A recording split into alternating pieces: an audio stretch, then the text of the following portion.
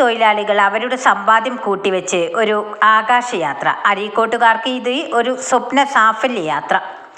അരീക്കോട് ഗ്രാമപഞ്ചായത്ത് തൊഴിലുറപ്പ് തൊഴിലാളികളുടെ ഏറെ നാളത്തെ ആഗ്രഹമായിരുന്നു വിമാനത്തിലൊരു ആകാശയാത്ര.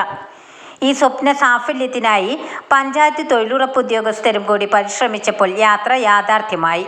കോഴിക്കോട് എയർപോർട്ടിൽ നിന്നും കൊച്ചിയിലേക്കാണ് യാത്ര. പഞ്ചായത്തിൽ നിന്നും 3 ഘട്ടമായാണ് യാത്ര നടത്തുന്നത്.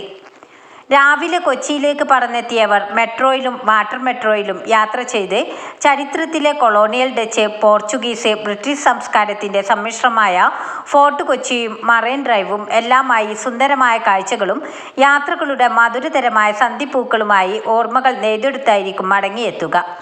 അരീക്കോട് ഗ്രാമപഞ്ചായത്ത് പ്രസിഡന്റ് നൌഷർ കല്ലടയും വാർഡ് മെമ്പർ ശിവാനന്ദനും ചേർന്ന് അരീക്കോട് നിന്നും യാത്രയ്ക്ക് ഫ്ലാഗ് ഓഫ് ചെയ്തു. ജീവിതത്തിൽ ആദ്യമായി വിമാനം, മെട്രോ, ജലയാത്രയെല്ലാം നടത്തിയ സന്തോഷത്തിലാണ് തൊഴിലാളികൾ.